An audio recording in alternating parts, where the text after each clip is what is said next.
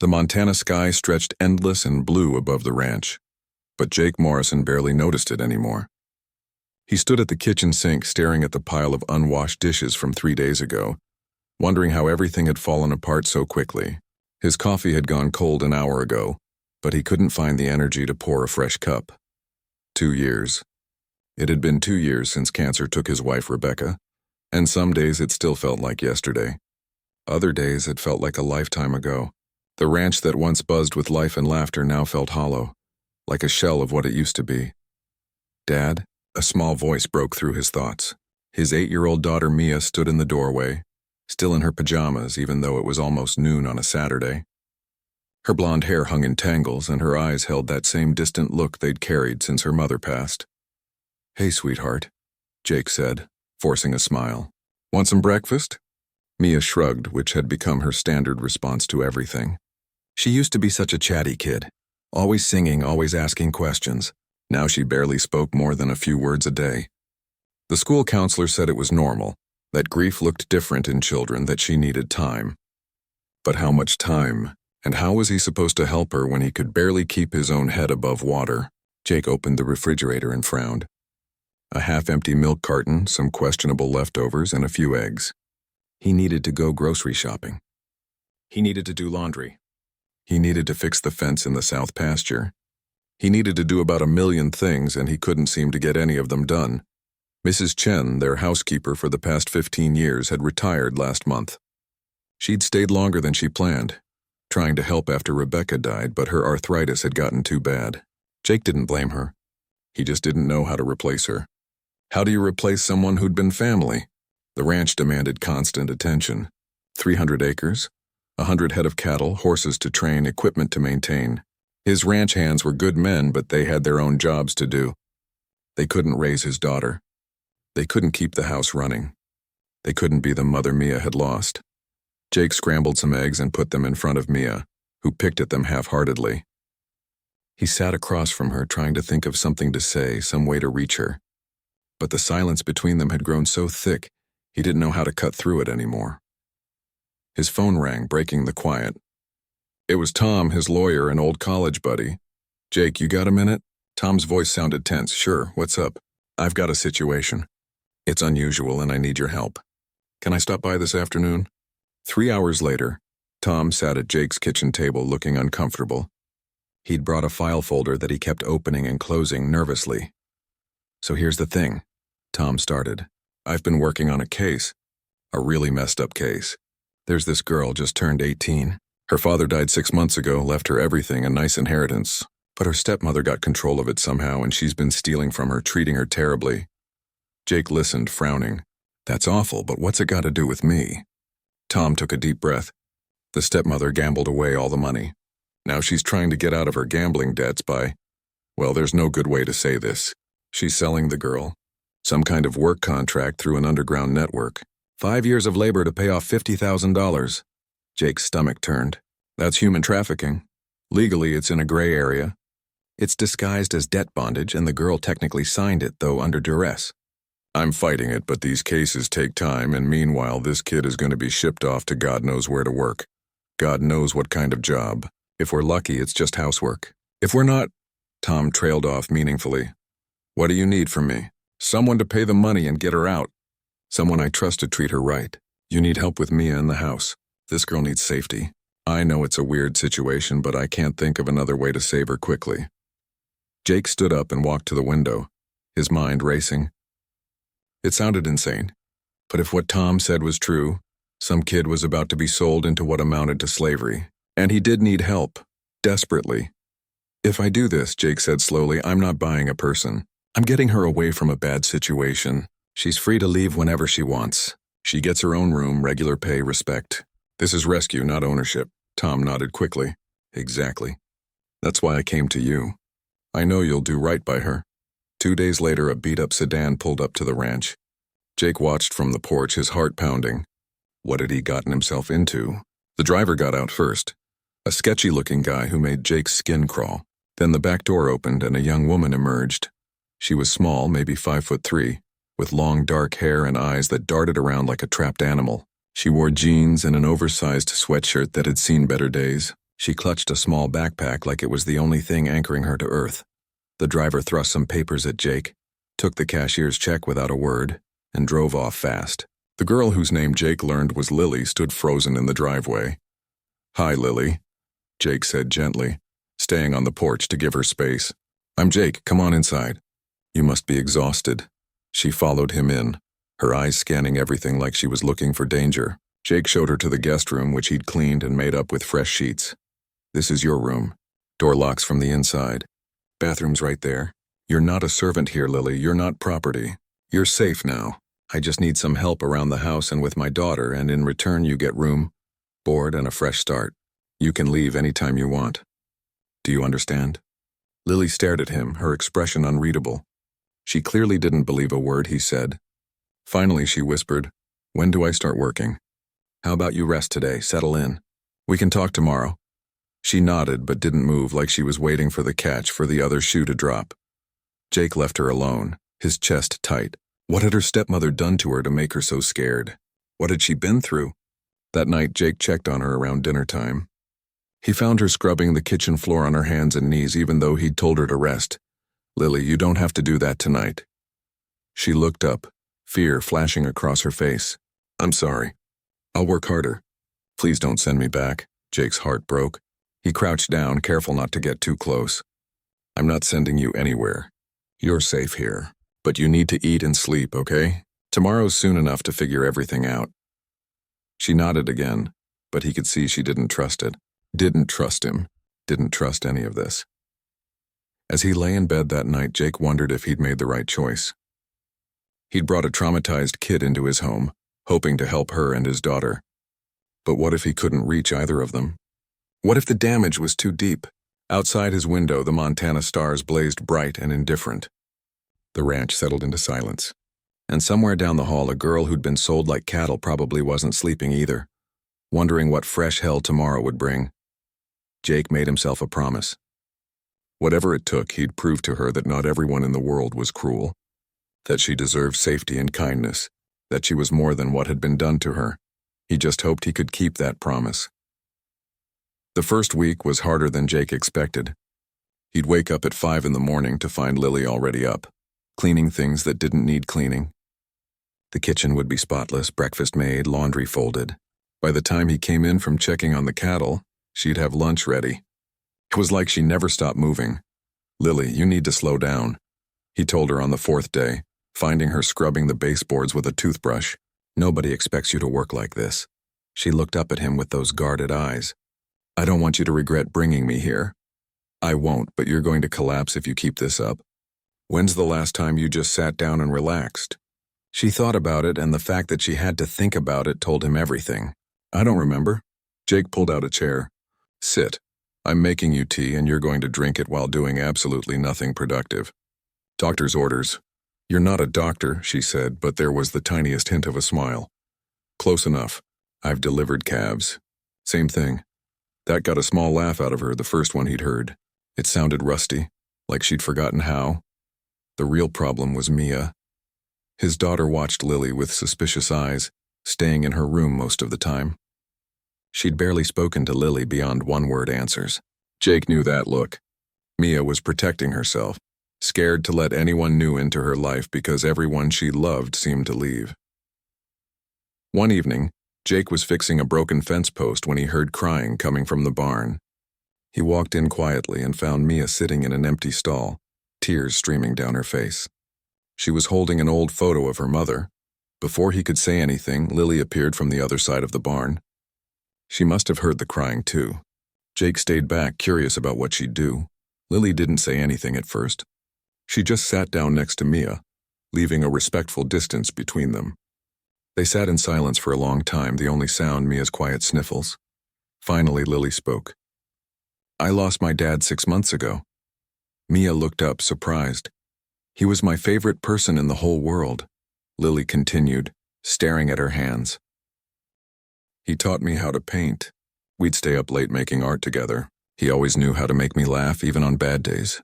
And then one day he just didn't wake up. Heart attack." "My mom had cancer," Mia whispered. "I bet she was wonderful." "She was. She used to braid my hair every morning." She made up funny songs. She never got mad, not really. She was just always happy. Mia's voice cracked. And then she got sick and she wasn't happy anymore. She was tired and hurt all the time. And then she was gone. Lily nodded. The worst part is when you forget things. Like, I can't remember exactly what my dad's laugh sounded like anymore. And that makes me feel terrible, like I'm forgetting him. I'm forgetting my mom's voice, Mia admitted, fresh tears falling. I try so hard to remember, but it's getting fuzzy. That doesn't mean you love her any less. It just means your brain is trying to protect you from hurting all the time. But she's still here. Lily put her hand over her heart. In here. That doesn't fade. Jake watched from the shadows, his own eyes burning. He'd tried everything to help Mia, but she'd shut him out. Yet here was Lily, who'd been in their home less than a week, reaching her in a way he couldn't. After that night, something shifted. Mia started leaving her room more. She'd sit at the kitchen table while Lily cooked. Not saying much, just being present. Lily never pushed, never demanded attention. She just let Mia come to her at her own pace. 2 weeks in, Jake noticed something else. Mia's art supplies, untouched for 2 years, were sitting on the kitchen table. "What's this?" he asked. Mia said she used to like drawing. Lily said, chopping vegetables. I thought maybe she'd want to try again. I used to do art with my dad. I'm not great at it, but I could sit with her if she wants company. That afternoon, Jake walked past the living room and stopped. Mia and Lily sat side by side at the coffee table, drawing. Mia was sketching a horse, her tongue poking out in concentration like she used to do when she was little. Lily was drawing something too, offering quiet encouragement. That's really good. Mia, look at how you got the legs just right. Yours is better, Mia said, peeking at Lily's paper. I'm older. I've had more practice. But you've got natural talent.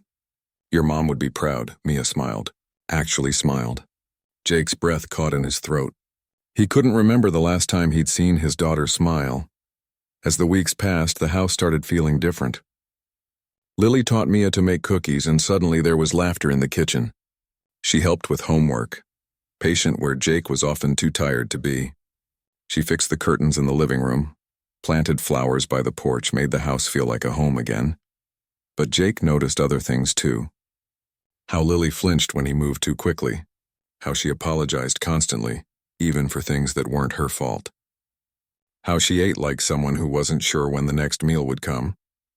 How she'd freeze up whenever he raised his voice, even if he was just calling to the ranch hands outside. One morning, he found her standing in front of the living room window, just staring out at the mountains. Pretty, isn't it? He said. She jumped, hand flying to her chest. I'm sorry. I should be working. You're allowed to look at mountains, Lily. You're allowed to just exist without being productive every second. She bit her lip. It's just been so long since I felt safe enough to stop and look at anything. The last year with my stepmother, I kept my head down and tried to stay invisible. And before that, watching my dad die, taking care of him. I can't remember the last time I just stood somewhere and appreciated something beautiful. Jake moved to stand beside her, careful to maintain distance. You can do that here. Anytime you want. That's what freedom is. I don't think I remember how to be free, she admitted quietly. Then we'll figure it out together. You, me, and Mia, we're all pretty broken right now. Maybe we can help each other heal. She looked at him then, really looked at him, and Jake felt something shift in his chest. This wasn't just about helping someone in need anymore. Lily had become part of their lives, woven into their daily routines. Mia talked again, laughed again. The house felt warm. And Lily, she was starting to relax, to trust, to become whoever she'd been before the world hurt her. One evening after putting Mia to bed, Jake found Lily on the back porch wrapped in a blanket, watching the sunset paint the sky orange and pink. Mind if I join you? He asked. She shook her head and he sat down in the other chair. Thank you, he said, for everything you've done for Mia, for us. She's a special kid. She just needed someone who understood what she was going through. You're good with her, natural. You ever think about having kids of your own someday? Lily pulled the blanket tighter. I used to, before everything fell apart. Now I don't let myself think about the future too much. It hurts less that way. What if the future could be good, though? She smiled sadly. I'll believe it when I see it. They sat in comfortable silence, watching the stars emerge one by one. Jake realized he was more relaxed than he'd been in years. The ranch didn't feel like such a burden.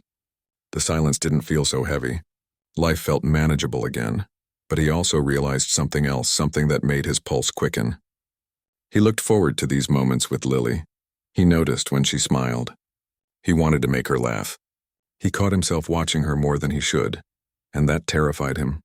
Because she was young, she'd been through trauma, and she was here because he'd paid money to get her away from a bad situation. Getting involved with her would be wrong on every level. He was supposed to protect her, not develop feelings for her. So Jake pushed those thoughts away and focused on the mountains, on the cool evening air, on anything except the way Lily looked in the fading light. But some things, once noticed, can't be unnoticed. And as spring crept closer, bringing longer days and warmer nights, Jake found it harder and harder to ignore what was growing in his heart. Spring arrived in Montana like a promise. The snow melted, revealing green grass underneath. Wildflowers dotted the pastures, and the whole ranch seemed to come alive again. But with spring came something unexpected that changed everything. It started with a late winter storm that the Weather Service didn't see coming. Jake was out checking the fence line when the sky turned dark and angry. By the time he made it back to the house, snow was falling so thick he could barely see 3 feet ahead. "We're going to be stuck here for a while," he told Lily and Mia as he stomped snow off his boots. "Weather says it'll last 3, maybe 4 days. Mia's eyes went wide. "We're snowed in?" "Like pioneers," Lily said with a smile. "Good thing we went grocery shopping yesterday. The first day was almost fun. They played board games by the fireplace. Lily taught Mia how to make bread from scratch. They watched movies and ate popcorn. It felt like a vacation, like they were a normal family doing normal things." The second day, Jake taught Lily how to play chess. She caught on quickly, her mind sharp and strategic. They sat by the fire, the chessboard between them, while Mia did her homework at the table. "You're pretty good at this," Jake said, watching her capture his bishop. "My dad taught me when I was little. I haven't played in years, though." She moved her knight. "Check," Jake studied the board, impressed. "You've got me cornered. You're letting me win. I'm really not." He moved his king. "You're just better than me," she laughed, and the sound filled the house with warmth. Jake found himself staring at her, at the way her eyes lit up when she was happy, at the strand of hair that had escaped her ponytail. "Your move," she said, catching him looking. Her cheeks turned pink. Jake cleared his throat and focused on the board, but his mind was elsewhere. That night, Lily got sick. It started with a cough, then chills, then a fever that spiked so high Jake got worried. He gave her medicine and made her stay in bed, but by midnight she was worse. "Dad?" Mia appeared in his doorway. "Lily's calling for her dad. She sounds really scared." Jake rushed to her room. Lily was tangled in her blankets, her face flushed with fever, tears streaming down her cheeks. "Dad, please don't leave," she mumbled, eyes closed. "Please don't go. I can't do this without you." "Hey, Lily, it's Jake. You're okay. You're safe." He pressed a cool cloth to her forehead. "She took everything. She took all of it." "Dad, what do I do?" Her voice broke. "I'm so scared. I don't want to go with those men. Please, someone help me." Jake's chest tightened. Even in her fever dreams, she was reliving her trauma. He pulled a chair next to her bed and took her hand. "You're safe now. Nobody's taking you anywhere, I promise." For 2 days, Jake barely left her side. He brought water, medicine, soup she couldn't eat. He changed the cool cloths on her forehead and held her hand when the nightmares came. Mia helped too, reading stories aloud even when Lily was too out of it to hear them. On the 3rd night, the fever finally broke. Lily opened her eyes, confused and weak. "Jake? Hey, welcome back. You gave us quite a scare." She looked around her room at the pile of used tissues, the empty water glasses, the chair pulled up to her bed. "How long was I out?" 2 days. "Flu hit you hard? You stayed with me?" "Someone had to make sure you didn't die on us. We've gotten used to having you around." Tears filled her eyes. "Thank you. I don't remember anyone taking care of me like that since my dad died." "Well, get used to it. You're family now." The words hung in the air between them. Family. It was the first time either of them had said it out loud, but they both knew it was true. Somewhere along the way, they'd stopped being strangers in a house and become something more. When Lily was strong enough to get out of bed, she found Jake in the kitchen making dinner. He was a terrible cook and the chicken was definitely burning. "Move over," she said, nudging him aside with her hip. "You're going to set off the smoke alarm." "I've got it under control. The smoke says otherwise." She took over, salvaging what she could. They worked side by side, their movements comfortable and familiar. At one point, Jake reached past her for the salt and their hands brushed. Both of them froze for a second too long. "Sorry," Jake muttered. Stepping back, "It's okay," Lily said quietly. But neither of them looked at each other. A week later, on a sunny Saturday afternoon, Jake found Mia and Lily whispering in the kitchen, looking suspicious. "What are you two plotting?" "Nothing," they said together, which definitely meant something. That evening, they surprised him with a birthday cake.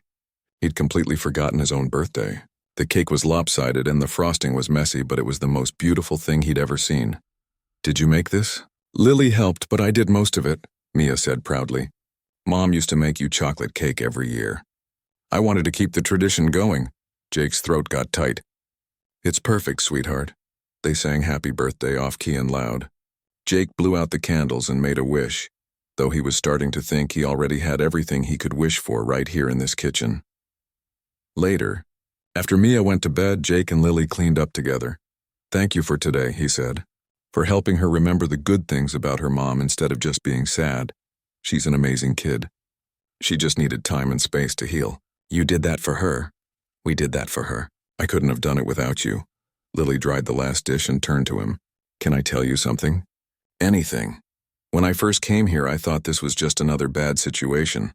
I thought you'd turn out to be like everyone else who hurt me. I kept waiting for the trap, for the moment you'd show me who you really were." She paused, "But you never did. You're just genuinely kind. You and Mia, you gave me something I thought I'd never have again." "What's that?" "Hope. A reason to believe good things can still happen." They stood in the kitchen, the space between them charged with something unspoken. Jake wanted to tell her that she'd given him the same thing, that she'd brought his daughter back to life, that she'd made him remember what it felt like to look forward to tomorrow, that somewhere along the way he'd fallen completely in love with her. But he couldn't say any of that. The age difference, the circumstances of how she came to be here, the power imbalance, it was all too complicated. So instead he just said, "I'm glad you're here, Lily." "Me too." The moment stretched between them, full of things neither of them could say. Finally, Jake cleared his throat. "I should check on the horses before bed." "Right, yeah. Good night." "Jake. Good night." He left before he could do something stupid, like pull her into his arms and kiss her the way he'd been dreaming about for weeks. Outside, the Montana night was cool and clear. Jake leaned against the barn and tried to get his racing heart under control. This was getting dangerous. His feelings were getting too strong, too real. He could ignore them when he was busy with ranch work, but moments like tonight, when they were alone and she looked at him with those eyes, it was getting harder to remember all the reasons this couldn't happen. Inside the house, Lily stood at the kitchen window, watching Jake's silhouette in the moonlight. Her own heart was pounding. She'd almost told him tonight, almost admitted that she'd fallen for him, that every smile he gave Mia made her love him more, that she felt safe with him in a way she'd never felt with anyone. But what if she was wrong? What if he just saw her as someone to help, a project, a responsibility? She couldn't risk ruining the one good thing in her life by admitting feelings he didn't return. So both of them stood in the darkness, separated by walls and fear and all the reasons they told themselves this couldn't work. Neither of them knowing that the other felt exactly the same way, and neither of them seeing the car that had been parked down the road all evening, watching the house with cold, calculating eyes. The tension in the house had become unbearable. Jake found excuses to work late. Lily threw herself into chores she'd already done. They danced around each other, careful not to get too close, both afraid of what might happen if they did. Mia noticed, of course. Kids always notice. "And why are you being weird with Lily?" she asked Jake one morning while they fed the horses. "I'm not being weird." "Yes, you are. You barely talk to her anymore." "Did she do something wrong?" "No, sweetheart. She didn't do anything wrong." "Then why won't you just tell her you like her?" Jake nearly dropped the bucket of feed. "What?" Mia rolled her eyes like he was the slowest person on earth. "Dad, I'm 8, not blind. You look at her the same way you used to look at Mom. And she looks at you the same way. It's so obvious, and it's not that simple, Mia." "Why not?" "She makes you happy. She makes me happy. She makes our home feel like home again. Mom would want you to be happy." The words hit Jake right in the chest. "You really think so?" "I know so." Mom used to say that love doesn't replace love, it just adds more to your heart. She told me that when I asked if having a baby would mean she'd love me less.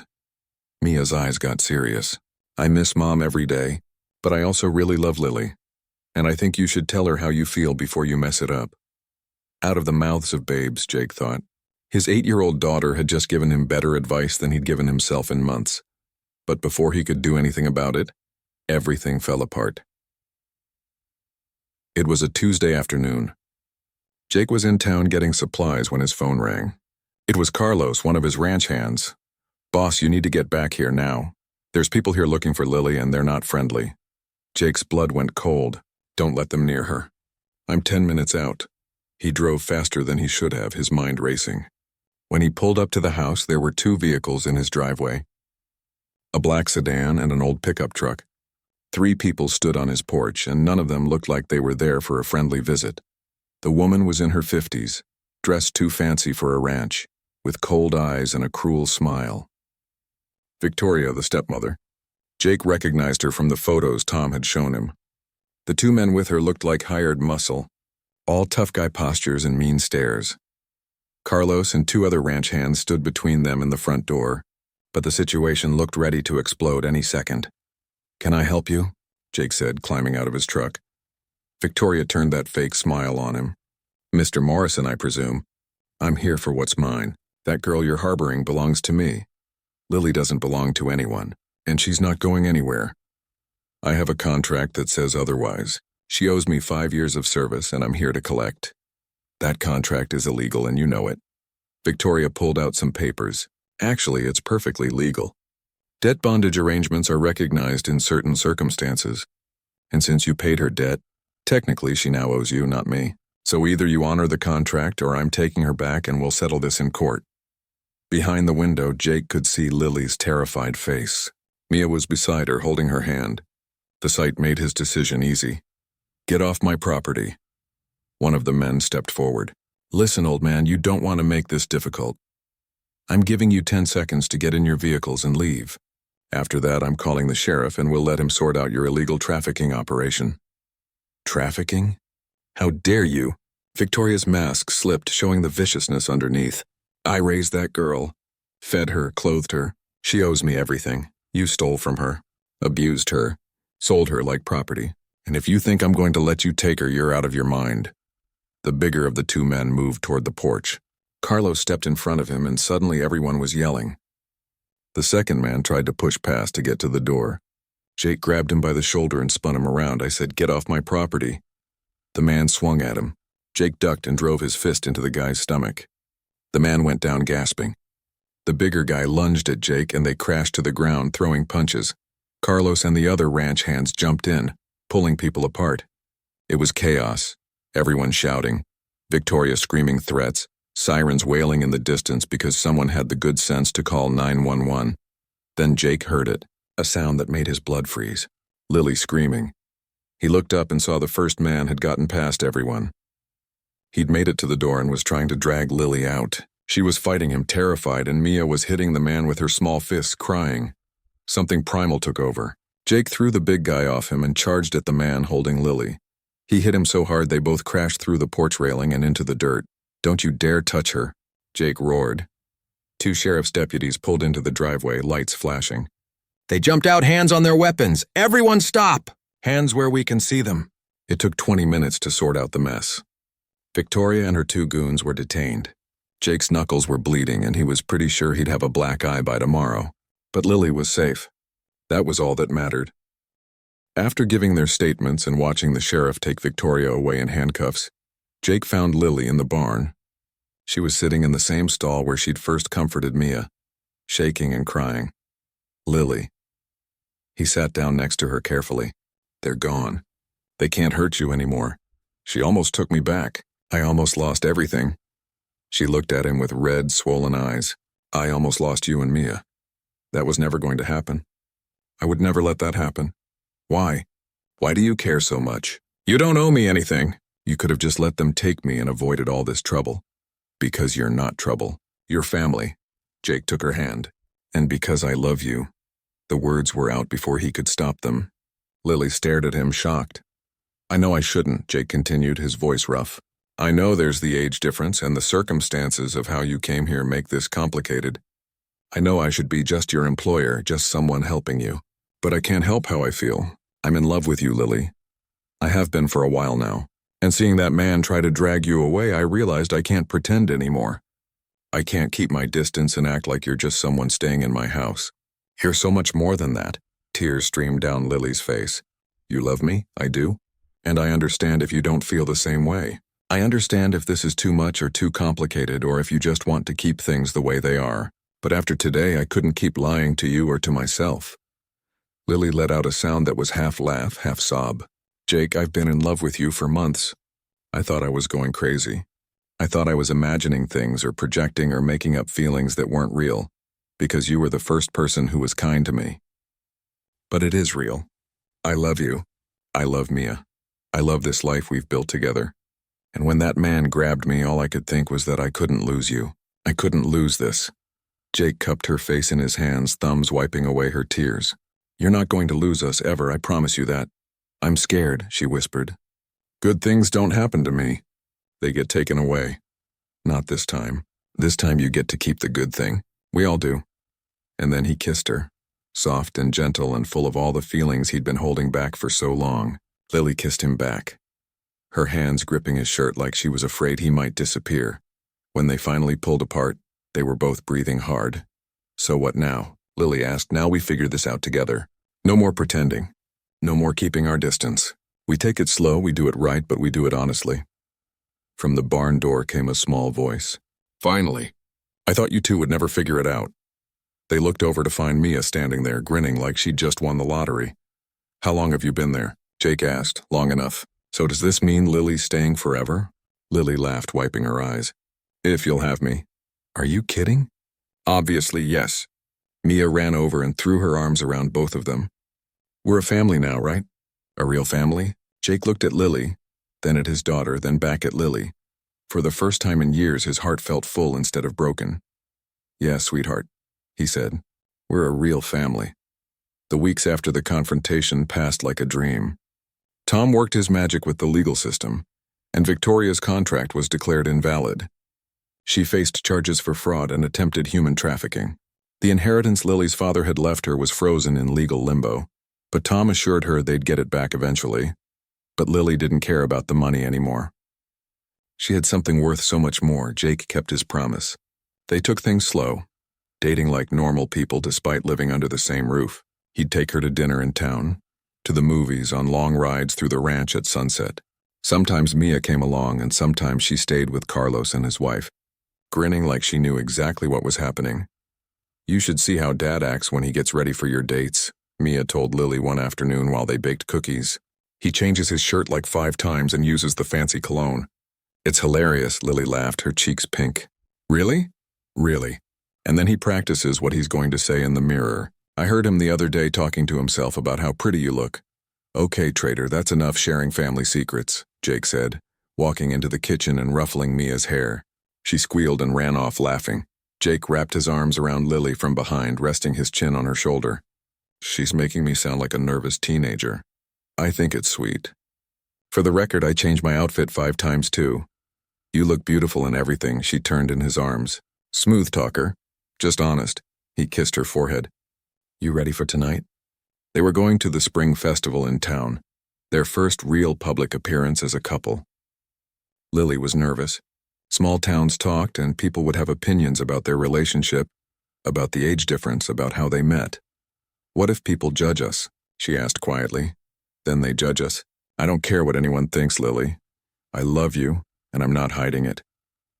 That evening, as they walked through the festival hand in hand, Lily felt every eye on them. She heard the whispers, saw the looks, but then something unexpected happened. Mrs. Henderson from the general store came over with a warm smile. Jake Morrison, you finally brought this lovely girl out to meet everyone. Honey, I've seen how you've brightened up this family. Don't you mind the gossips? Anyone with eyes can see you're good for each other. More people approached through the evening. Most were kind, happy to see Jake smiling again, grateful someone had brought joy back to little Mia. A few were cold, judgmental, but Jake squeezed her hand and they moved on. See? he murmured. "The people who matter are happy for us." Mia ran up with cotton candy, her face sticky and delighted. "Can we go on the Ferris wheel?" All three of us. They rode to the top, Mia squeezed between them, the Montana sky painted orange and purple above them.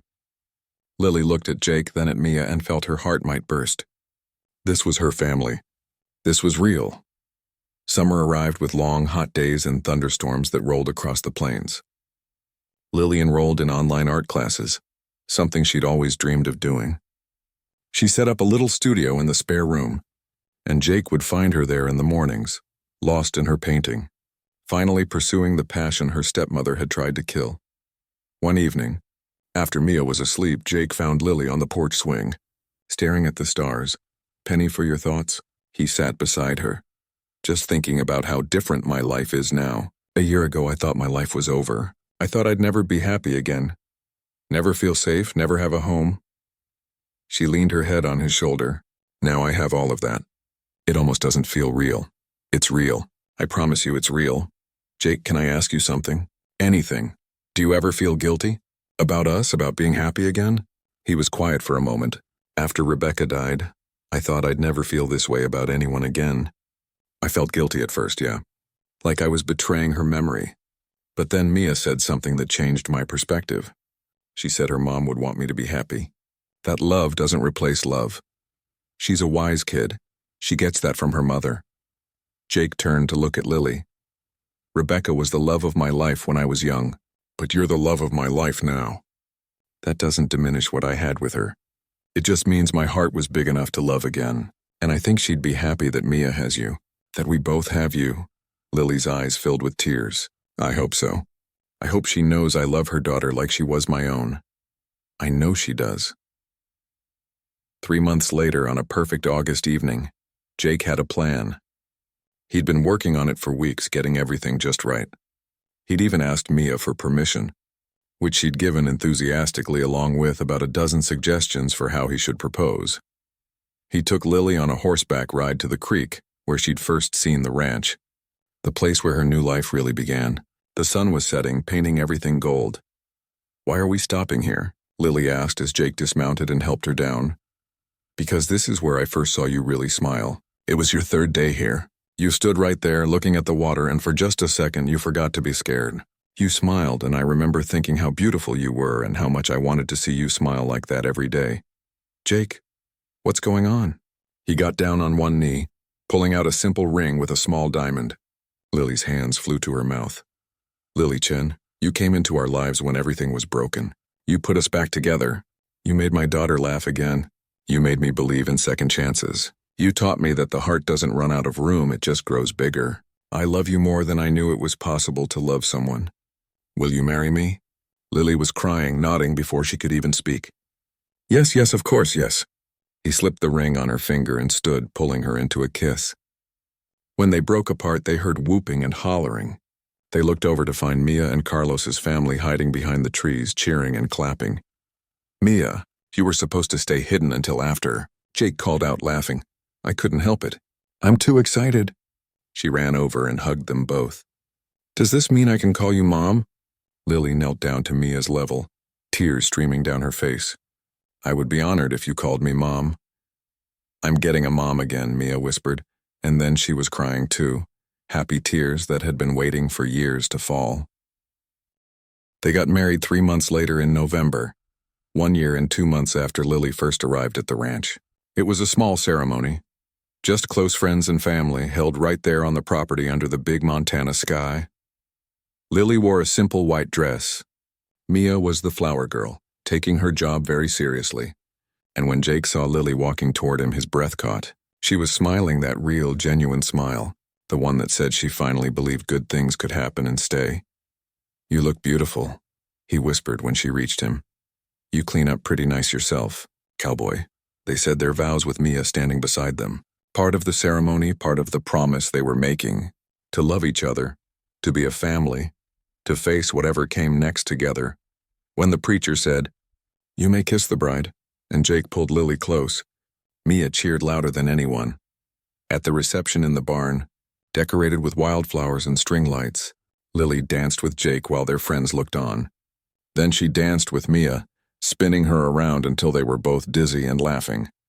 Later, when things quieted down and guests started leaving, Lily stood on the porch of the house that was now officially hers. Jake came up behind her, wrapping his arms around her waist. "Mrs. Morrison, how does it feel?" "Like coming home," she said simply. "Like everything I went through, all the pain and fear and darkness, it was all leading me here. To you, to Mia, to this life. No regrets? Not a single one."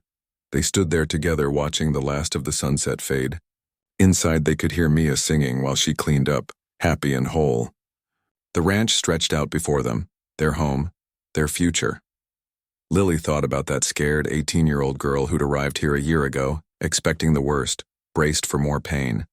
She wished she could go back and tell that girl that everything would be okay, that she'd find love in the most unexpected place, that she'd become a mother to a beautiful little girl who needed her just as much as she needed them, that she'd marry a man who treated her like she was precious, who loved her fiercely and tenderly all at once, that she'd finally be free. "What are you thinking about?" Jake murmured. "Just that I'm the luckiest person alive." "That's funny because I was thinking the same thing." Mia burst out onto the porch. "Come on, we're doing family game night, and I get to stay up late because it's a special day." They went inside together, the three of them. A family built not from blood but from something stronger, from choice, from healing, from love that found its way through darkness into light. And as the Montana stars came out one by one, the house glowed warm and bright, filled with laughter and life and the kind of happiness that comes from second chances and brave hearts willing to try again. The end of one story, the beginning of everything else.